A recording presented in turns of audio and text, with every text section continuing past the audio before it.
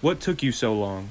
We don't have much time. The frazzled fishman, the actor, is on the loose again. We're going to have to use all of our skills and training to stop him this time.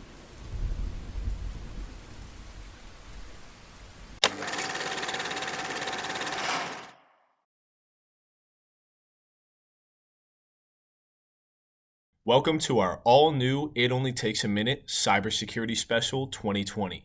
I'm Tyler Parker. And I'm Dakota Taylor. And I'm Till Belmont. Each October, Emporia State University partners with the National Cybersecurity Alliance and with the United States Cybersecurity and Infrastructure Security Agency to promote good cybersecurity practices to our students, faculty, and staff. This year's theme is #BeCyberSmart. We sat down with Emporia State's Information Security Officer, Gary Dodson, to learn more. Hello, everybody. I'm here with Gary Dodson from the ESU's Information Security Team. Gary, thank you for joining us. Can you just start us off and tell the audience a little bit about your role at ESU and how a student might interact with you? Yeah, thanks for having me, Tyler. So in a nutshell, as the Information Security Officer at ESU, I and my team are responsible for making sure that the private information of ESU stays safe from disclosure outside of ESU. As far as contacting us, we try to stay approachable to our staff and students. The best way to get a hold of our team would be email at itsecurity@emporia.edu or by phone. Our numbers are in the directory. We also have a website at emporia.edu where we post many of our recommendations. In terms of cybersecurity, what are the main cybersecurity concerns here at Emporia State? So what keeps me up at night is that someone will gain access to some of our accounts and obtain private information from our students or employees and use that information for malicious purposes. That drives most of our policies and procedures and decisions. There are many parts to that. Phishing is probably the single biggest one. We have phishing attacks on almost a daily basis. Certainly every week we have a major attack. We are concerned about network attacks, stolen laptops, even accidental disclosure from people who don't mean to let information out, but it does get out sometimes. So what are some steps that I, as a student, can do to keep myself safe online? Well, so number one, always take security seriously. When we in IT security suggest using strong passwords, two-factor authentication wherever it's available, using different passwords for every account. These are all intended to keep people from pretending to be you and causing serious harm to your reputation or your account or your identity. Number two is just be careful how you pay for merchandise online. Using a debit card on an untrusted website's an invitation for problems. Someone can use that same information for whatever they want, unless they have strong security themselves. Many financial institutions actually offer one-time card numbers that you can use for each transaction. So you don't have to use your debit card or credit card for a transaction on a site like eBay or a site that you may purchase something that you don't have a lot of trust in. Number three, use anti-malware on your device. There are a lot of different applications out there. There's a free one that you can download from ESU, from Symantec. These will keep malicious applications from harvesting information from your device. You touched on it a little bit before in a previous question. So can you talk a little bit more about phishing and how it continues to be a threat? So phishing is essentially social engineering. It's where someone tricks someone into doing something they normally wouldn't do. In a phishing attack, someone is trying to convince you that they are someone else. They try to get you to log into something and thereby giving away your login credentials.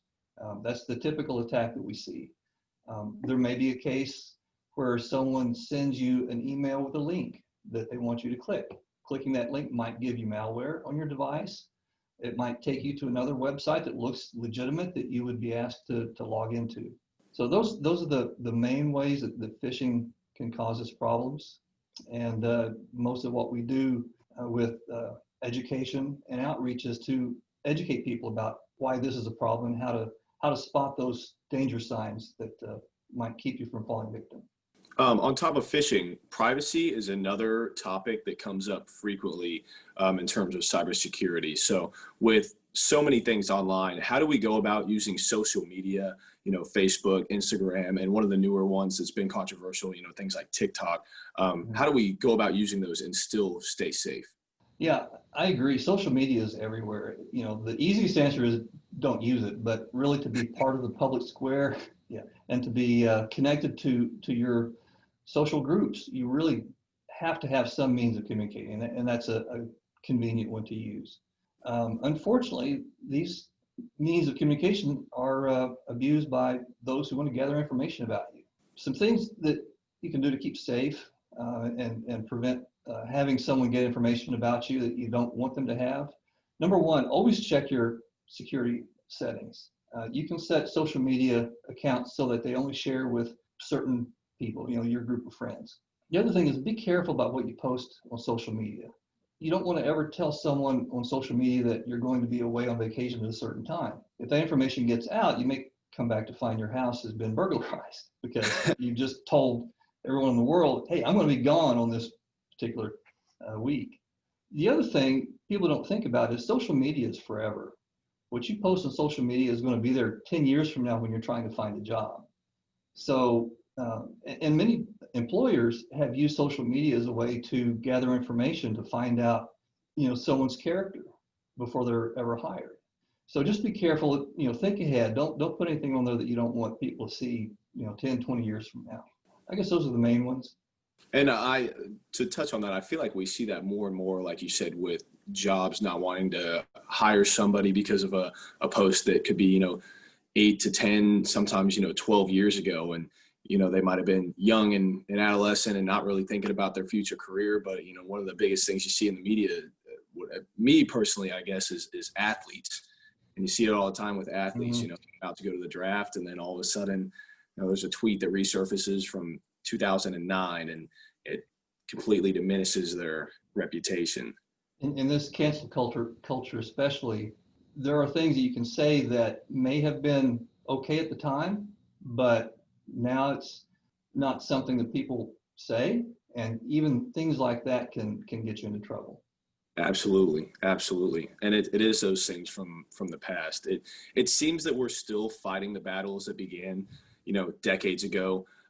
Only now they've grown to be more complex and potentially more dangerous. So do you advocate for greater change in the industry? Like, for example, changing the types of devices that we use, things like Face ID or Touch ID, or even like an alternative to email. Do you advocate for those? Sure. Well, first, I agree. This battle began even before there were personal computers, and it's only been an arms race ever since. As one side gets better technology, the other side learns how to circumvent it, and so on, back and forth. I think technology is changing whether we want it to or not. Our devices are moving more away from, the desktop PC to laptops, to smartphones, tablets, portable devices.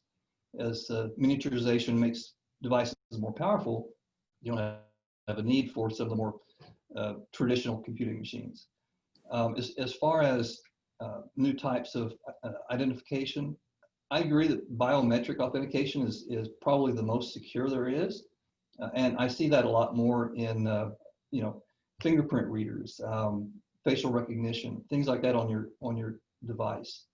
And those are great means of authentication. I just caution people not to use those methods on untrusted devices, because that information, like any other identity information, can get out and be used against you. But yeah, for authentication on personal devices, I think that's a much better way to go. Well, those are all the questions that I have today. So I want to give another big thank you to you, Gary, for joining us. I hope everybody out there that has been watching can learn something from this. I know I certainly have. For any more tips on cybersecurity, join us on our social media and our future It Only Takes a Minute episodes. Thank you for joining us, Gary, and stay tuned for more. Thank you, Tyler. Dear customer, we have identified a possible security incident related to your account. To assist us in securing our system and avoid improper dissemination of PHI, please complete the form linked on this email with 24 hours of receipt. Failure to do so could result in a compromised account and a potential fine up to $5,000 for non-compliance. We apologize for the inconvenience.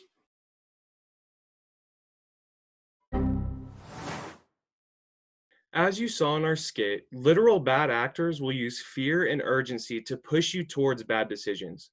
If they can make you think your account is in jeopardy, that you won't fully think through their supposed resolution.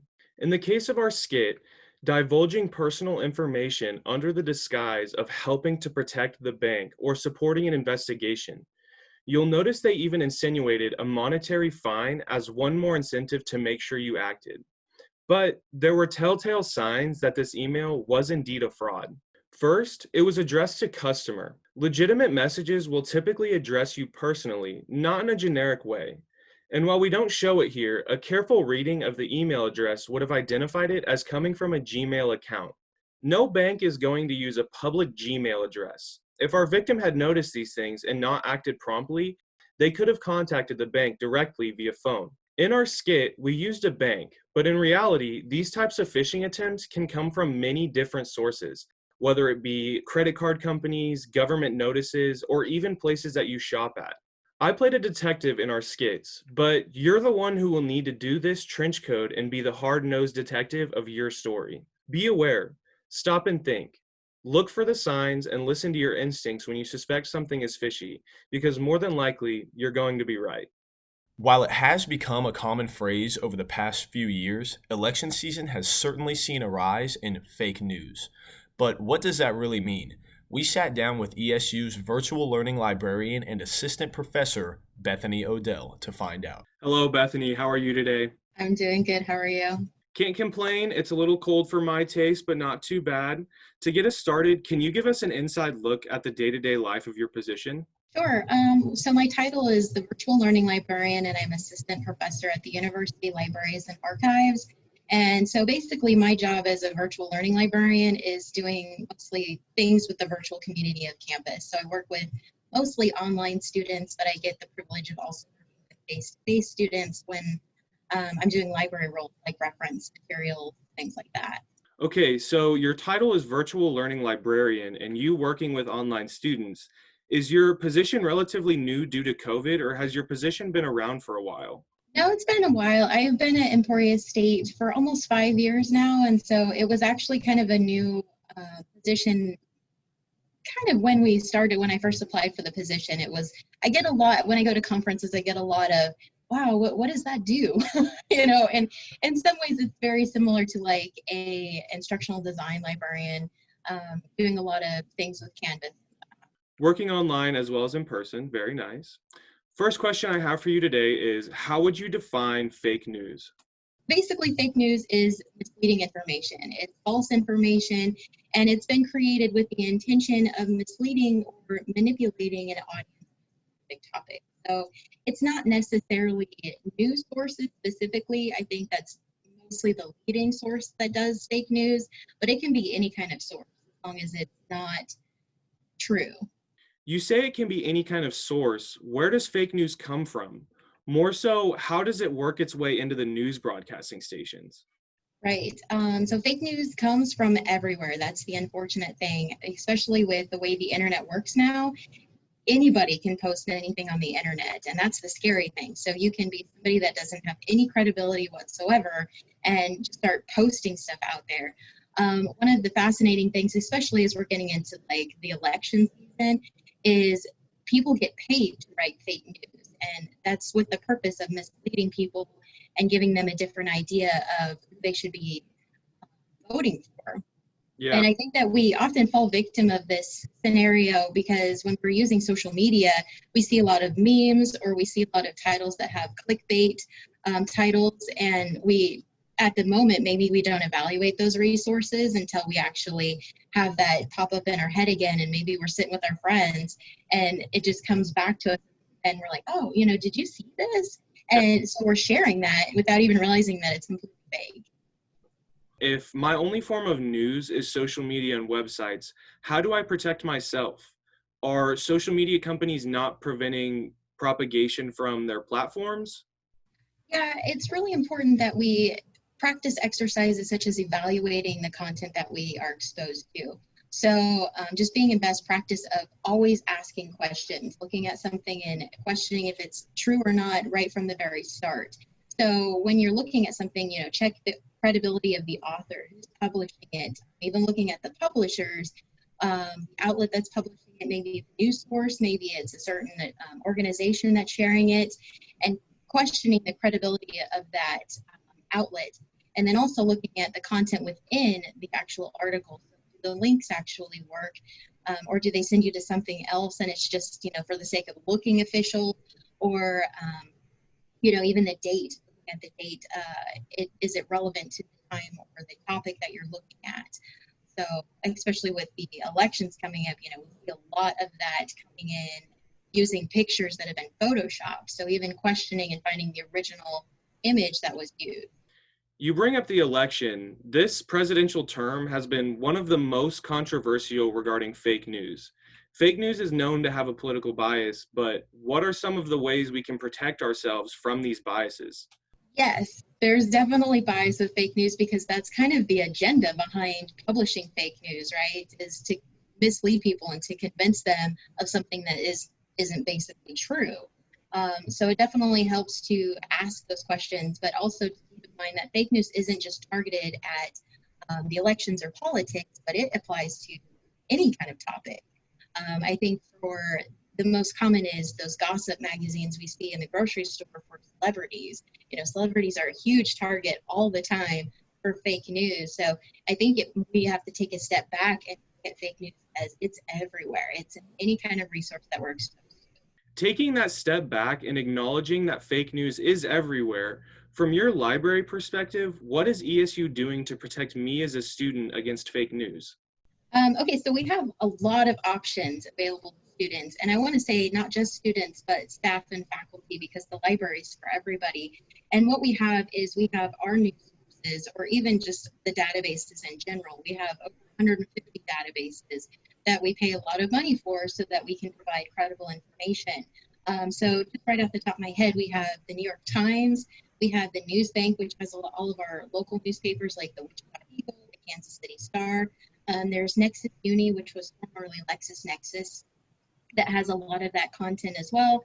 And basically, students can just go to Library Connect. They click on the database icon there, and they have access to all of 150 plus databases. So then they can narrow it down by news sources. There's also the academic library resources Canvas shell, which is everybody's enrolled in that. It's a free resource to use. It's not something that students are graded to use. And with that specific resource, we have modules that walk you through how to start your search, how to do advanced searching, and there's even units on fake news, digital presence, all of that. And then finally, my favorite resource is the librarians. We have 6 librarians on campus that are available to be used as a resource for everybody. We're trained specifically in understanding how to evaluate information and to check credibility, and we even work with the faculty on campus in their classes to help students understand how to find reliable information for their research topic as well. So there's a lot of options that we have here at the library. I was not aware of all of the opportunities the university offers, which is good to know. Bethany, you've provided a lot of really good information today. I just want to say thank you for joining us and have a great rest of your day. Sure, you too. Thanks so much.